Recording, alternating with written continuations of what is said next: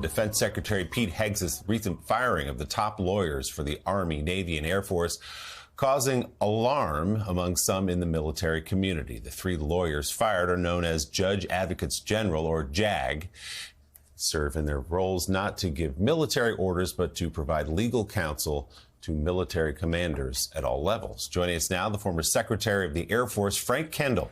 He served in that role from 2021 until January of this year. He's got a new piece in the New York Times about President Trump's recent high-level military firings titled, "America Has a Rogue President." Mr. Secretary, thank you for joining us again. I want to get right into your piece. You explain why you find the Trump administration's removal of the military's top JAG so disturbing.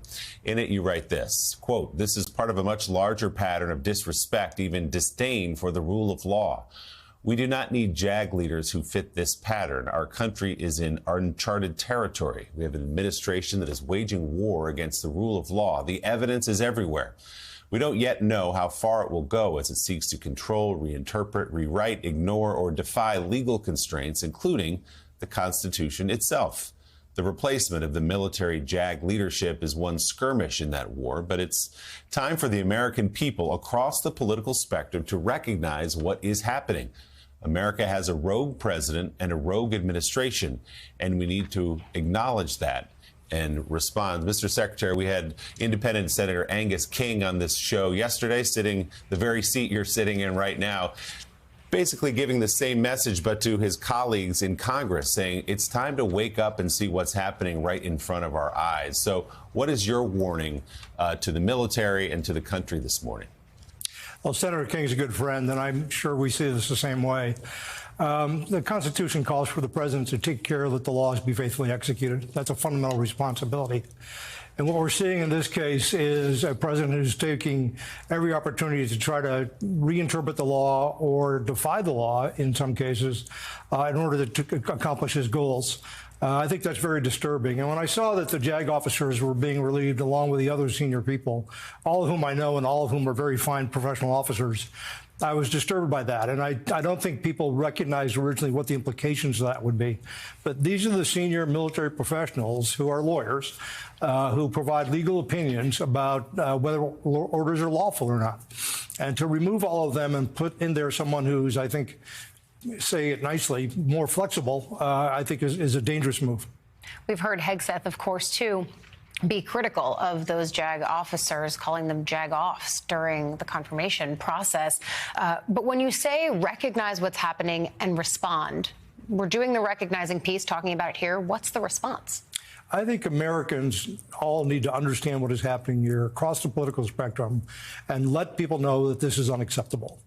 We all have a right or an obligation as citizens to pay attention to what's happening in our government. President Trump has demonstrated that he will respond to the weight of public opinion if it's expressed clearly enough. In the legislature, the Republicans, at least, are not really taking any action. The Democrats have no power.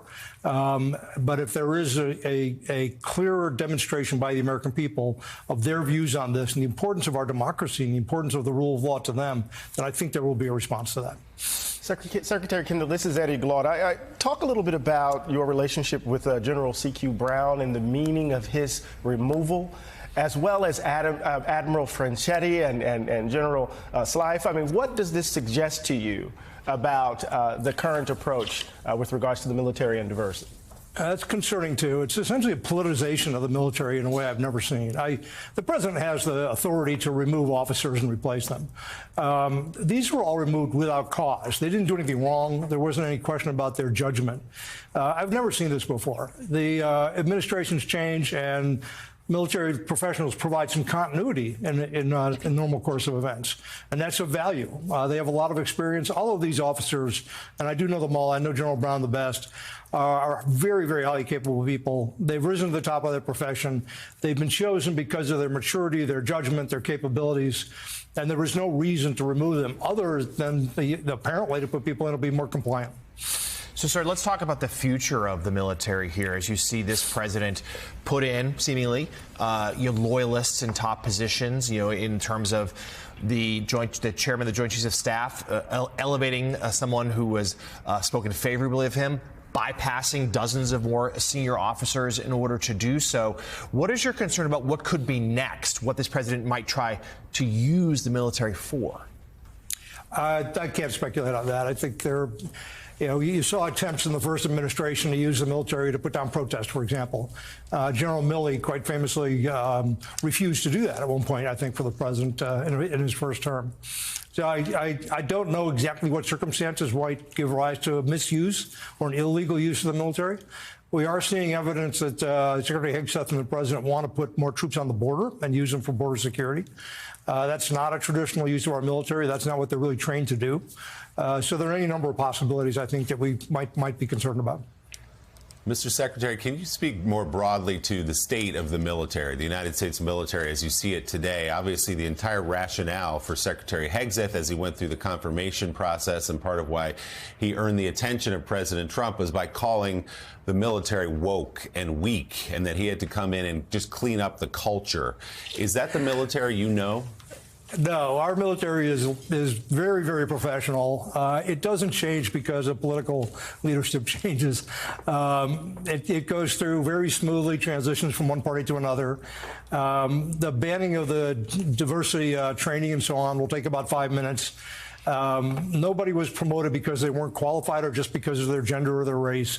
We have an incredibly professional military full of very dedicated public servants who will do their duty for anybody who's in the chain of command, whatever party that is and so on.